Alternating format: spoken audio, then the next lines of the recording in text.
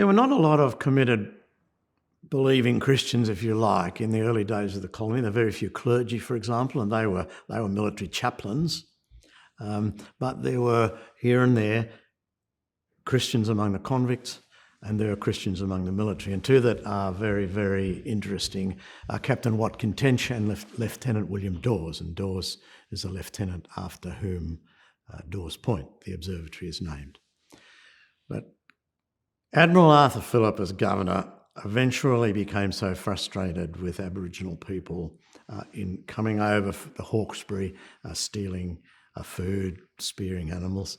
Of course, Aboriginal people didn't see that a human being could own an animal. I'm not blaming them, but in the end, he felt that he had to do something drastic, and he wanted 6 of them to be killed as an example. And he asked Watkin Tench and Lieutenant Dawes, Captain Watkin Tench and Lieutenant Dawes, to lead a party. Now, Dawes refused to do that. Tench went and asked Phillip if he had to shoot 6, and Phillip said, well, 4. And Tench went back to him again another day and said he didn't want to shoot 4.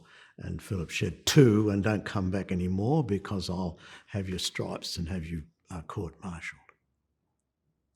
Now, after that time, Dawes changed his mind. And I think we can recreate the story here. Tench said to him, I'm not going to do any of this. I'm not going to kill anybody. We'll just go out, we won't kill anybody. And I think 2 things then happened. Firstly, Dawes and Tench told their Aboriginal friends to go and warn everybody off. So that happened. And the second thing, they just made themselves obvious. And I read the diary of Private Eastman, who went with this group, who was one of the soldiers, and he said, Captain Tench led us out with the whole Marine band, drums and bugles all the way to Parramatta.